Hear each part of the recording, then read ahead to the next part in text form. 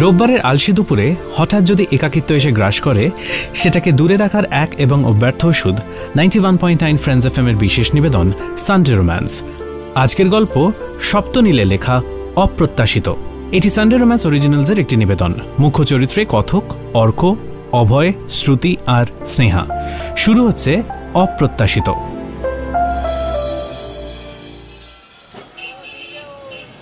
কেমন জানি খটকা লাগছে।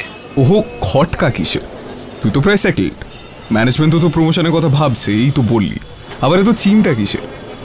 বাবা, জাস্ট গো অ্যান্ড টেল হার।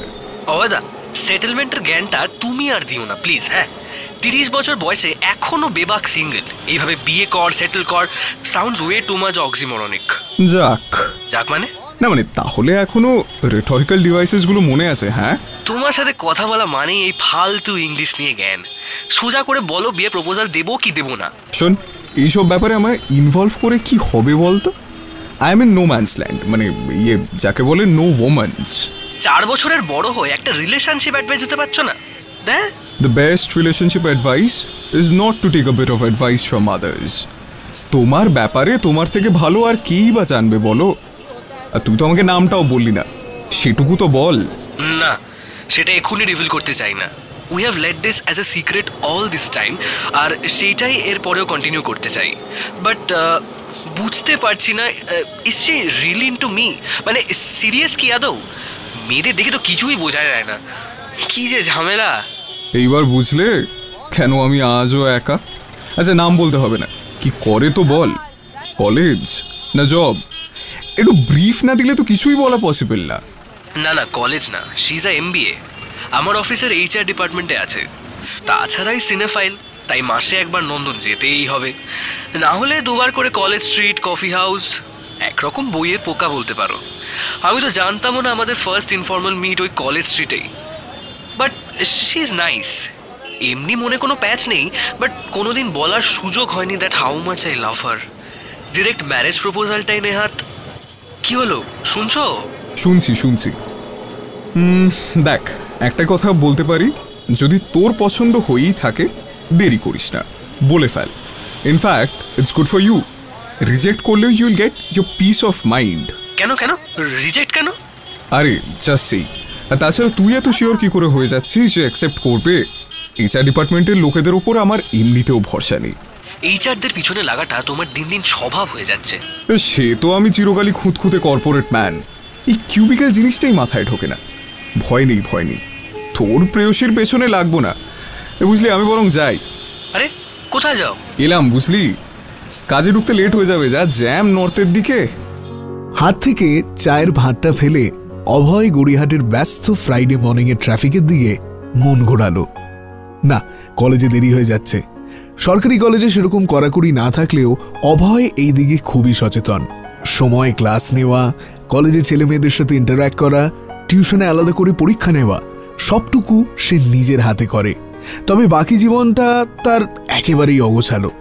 আসলে এতদিন গোছানোর মানুষই ছিল না, শুধু সে আর তার পোষা বেড়াল।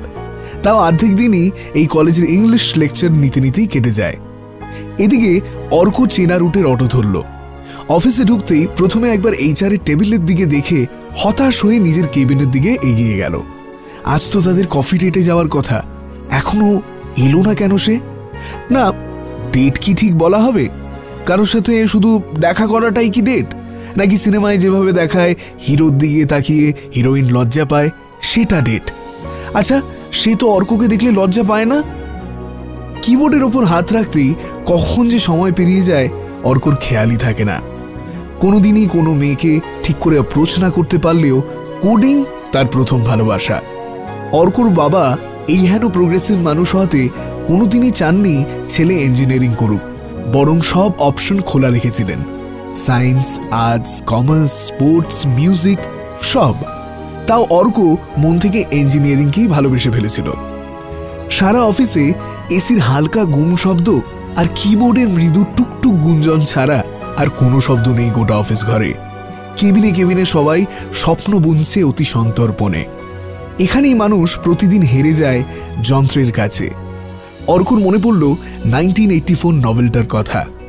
সত্যি, ভালোবাসাও এখন কিউবিকেলেই বাঁচে। প্রজেক্ট ফাইল শেষ হতেই অর্কর অফিসের ঠান্ডা জলে গলা ভিজতেই মনে পড়ল HR টেবিলটার কথা। সেটা কি এখনো ফাঁকা? একটু সাহস করেই উঠে গেল সে। কেউ জিজ্ঞেস করলে না হয় বলবে স্ক্যান করতে যাচ্ছিল। কেবিন থেকে বেরিয়ে সোজা যেতেই করিডোর থেকে ডান দিকে মুখ করে দাঁড়ালে HR টেবিল দেখা যায় একটু দূরে। যাক, এসেছেন তাহলে তিনি।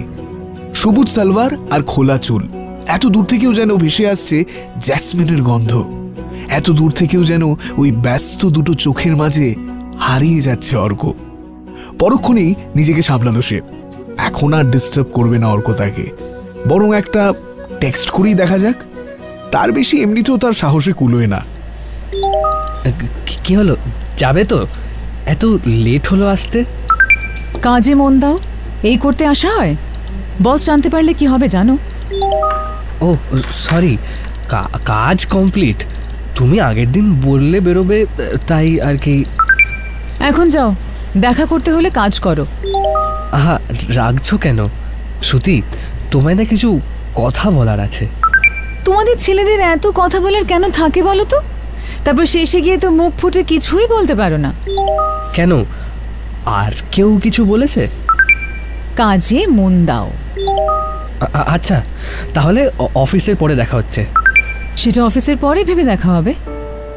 দুপুর গড়িয়ে এখন গোধূলি, তবুও তা অফিসে টের পাওয়া যায় না। কিউবিকেলে কোনোদিনও সকাল হয় না, সন্ধে নামে না। ওই শুধু ঘড়ির কৃপায় অর্ক বুঝতে পারে না এবার বাড়ি যাওয়ার পালা। তবে তার আগে ডেটে যাওয়া প্রয়োজন।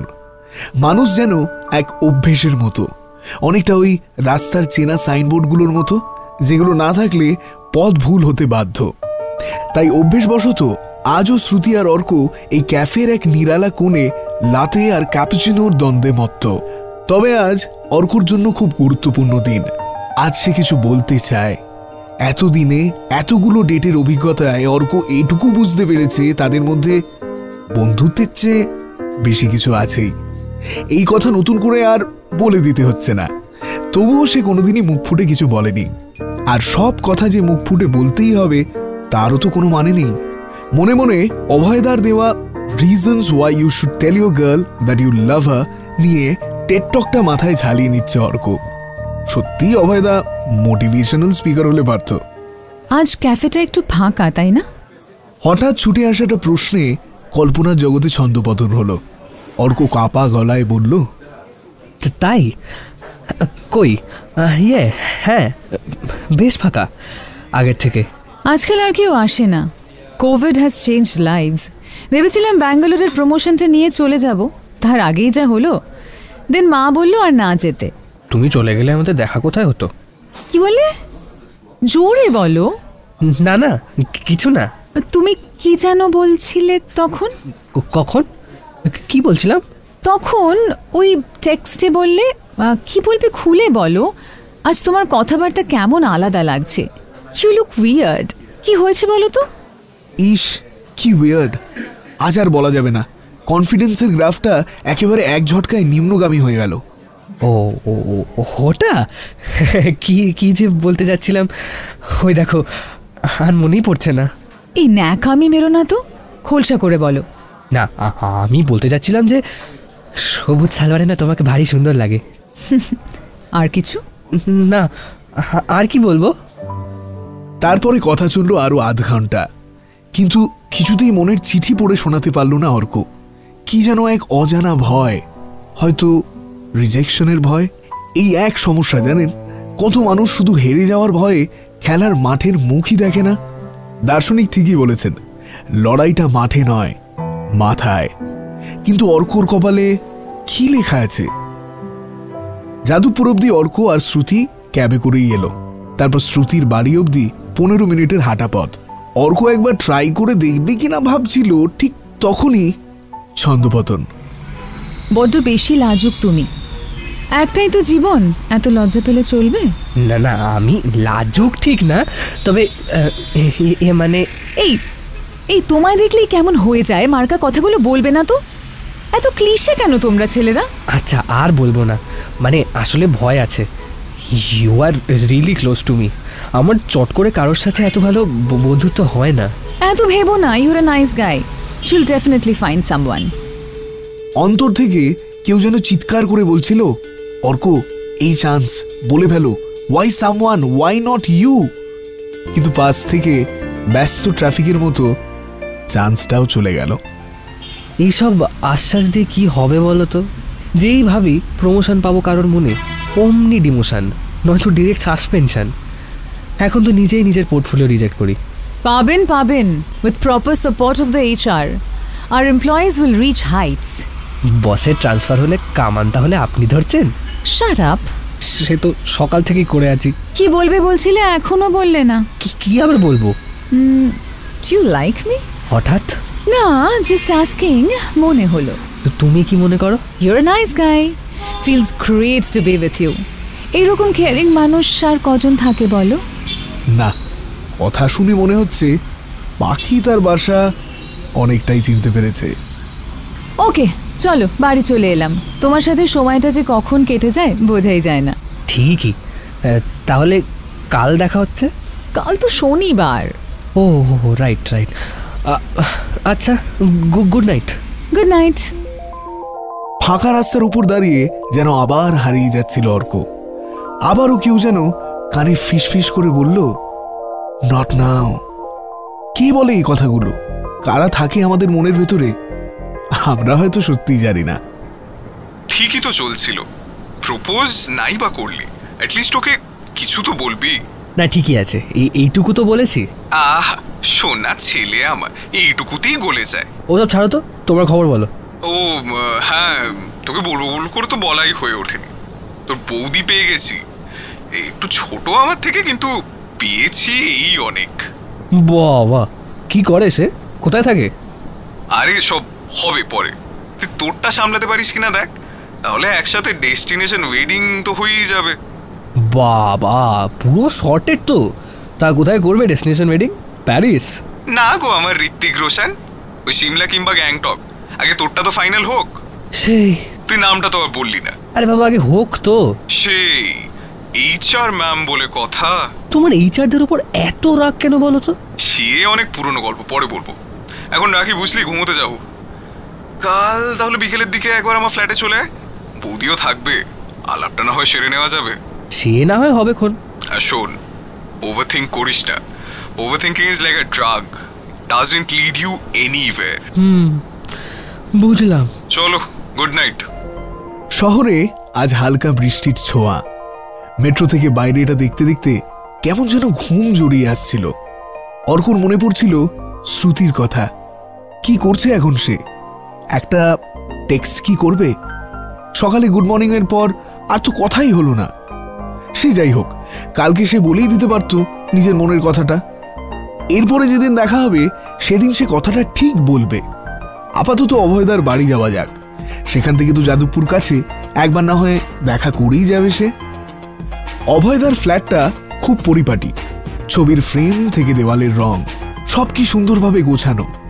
একদিন এরকম একটা বাড়ি হবে অর্কর, স্বপ্ন ভালোই দেখতে জানে সে। তারপর ট্রাফিক কেমন? মেট্রোতে এলাম দাদা। তা বেশ, বুঝলি তো, বৌদিকে বললাম তোর কেসটা, কিসব টিপস ফিপস দেবে বললো। Trust me, she is great in communication skills. কথার ভাগে ভাগে শ্রুতির চ্যাটবক্সটা খুলে খুলে দেখছিল অর্ক। একটু আগেই মেট্রো থেকে টেক্সট করেছিল সে। কি গো, আজ বেরোবে? তার রিপ্লাই এখনো আসেনি। এদিকে অভয়দার বাড়ি থেকে বেরোনোর কোনো কারণ পাচ্ছিল না সে। তখন থেকে যে কি রান্না করছে অভয়দা ভগবান জানে। ঘরে ব্লুটুথ স্পিকারে লুপে বাজছে কিশোর কুমারের কণ্ঠ। ঠিক এমন সময় বেলটা বাজল। অভয়দা হাঁক পারল, এসেছে মনে হয়, ওই দেখ। অর্ক উঠে গেল দরজা খুলতে, আর খুলতেই খুব চেনা একটা মুখ চোখের সামনে এসে দাঁড়ালো। শ্রুতি। কিন্তু সে এখানে কি করছে? মাথার মধ্যে হঠাৎ যেন সব গুলিয়ে আসছিল। এখন সব নিস্তব্ধ, শুধু পেছনে কিশোর কুমারের গলায় সেই পুরনো গানটা চলছে। ইস, শ্রুতির মনে এই ছিল? তাহলে কি এতদিন সবকিছু ভনিতা ছিল? অর্ক আর কিছু ভাবতে পারল না। মাটির সাথে মিশে যেতে ইচ্ছে করছিল ওর। নিজেকে ভীষণ অক্ষম মনে হচ্ছিল। ভাবনাগুলো স্রোত কেটে শ্রুতি বলে বসল, কি হলো, তুমি এখানে? কেন, অবাক হচ্ছ কেন? অবাক হওয়ার কি আছে, জিজ্ঞেস করছি। আমিও করছি। এখানে কি করছো? এখন কোথায় যাব না সেসব বলে যেতে হবে তোমাকে? পিছন থেকে অভয়দা আবার হাঁক পারল। কিরে, দেখা হলো বৌদির সাথে? হতভম্ব অর্ক কোনো উত্তর দিল না। আর কিছুই ভাবতে ইচ্ছে করছে না ওর। সোফার উপরে হতাশ হয়ে বসে পড়ল সে। ওমা, কি হলো, বসে পড়লে যে? এবার রান্নাঘর থেকে অভয়দা বেরিয়ে এসেই শ্রুতিকে বলল, ওমা, তুই চিনিস ওকে? চিনবো না আবার? কই তো দিদি কই? তুই আবার এলি কেন? কি জানি, দিদি বলল চল আমার সাথে। আমিও এমনি তো কিছু করছিলাম না, ফিড স্ক্রোল ছাড়া। চলে এলাম, এসে দেখি ইনি দাঁড়িয়ে। না বুঝলি অর্ক, বিয়ে আমি বুদ্ধিমতির সাথেই করেছি। দরজা দিয়ে স্নেহা ঘরে ঢুকতে ঢুকতে বলল, আর ভাগ্যবতীর সাথেও। সে আর বলতে। কিরে অর্ক, তুই আমাকে আগে বলবি তো? ও কি বলবে, সাহস আছে বলার? টিপিক্যাল ভাবলাকান্ত ছেলে। আর তুই টিপিক্যাল এইচআর। বাজে বকো না, আমি না থাকলে তোমাদেরটা ম্যানেজ কে করতো? আরে ম্যাডাম, আর এইচআর হতে হবে না, আজ বরং কাজের কাজটা করুন। সে আর বলতে। এতক্ষণের কথোপকথনের মাঝে অর্ক যেন কোথায় হারিয়ে গেছিল। মনের মধ্যে উত্তেজনার গ্রাফটা যেন তলানি থেকে হঠাৎ আকাশ ছুঁই হয়ে গেছে। এরপর যেটা হলো তাতে আকাশ ফেটে বৃষ্টি আসার উপক্রম হলো। শ্রুতি ব্যাগ থেকে একটা রিং বক্স বের করে হাঁটু গেড়ে বসলো ওর সামনে। এটা কি স্বপ্ন দেখছে Arka? Arka Sengupta, will you marry me? ব্যাস, আর কি, সব দুশ্চিন্তা এক সেকেন্ডে ভুলে গেল সে। কিরে অর্ক, স্ট্যাচু হয়ে গেলি নাকি? এবার তো বল কিছু। I will Shruti, seriously I will. এই গল্পের ফাইনাল জবনিকা পতন না হয় সিমলা বা গ্যাংটকেই হবে, তবে আপাতত এখানেই থামবো। গল্পটি নেহাত অ্যান্টি ক্লাইম্যাটিক হলো না বলুন? তাহলে Mr and Mrs Sengupta, a very very happy married life to you.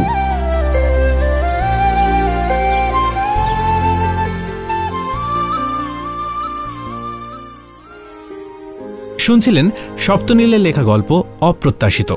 এটি সানডে রোম্যান্স অরিজিনালসের একটি নিবেদন। মুখ্য চরিত্রে অর্থাৎ অর্কর ভূমিকায় সংগ্রাম, অভয় স্বপ্নায়ু, শ্রুতি নীলাঞ্জনা, স্নেহা কুহেলি, কথক অরিত্র। সমগ্র পরিচালনায় অভিষেক, আবহ সঙ্গীত ধ্বনি পরিকল্পনায় শুভজিৎ, সূত্রধার আমি অরিজিৎ। শেষ হলো এই রোববারে সানডে রোম্যান্সের আমাদের বিশেষ নিবেদন অপ্রত্যাশিত। আগামী রবিবার ঠিক দুপুর 2টায় এরকমই একটা রোম্যান্টিক গল্প নিয়ে হাজির হবে সানডে রোম্যান্স, শুধুমাত্র 91.9 ফ্রেন্ডস এফএম এ।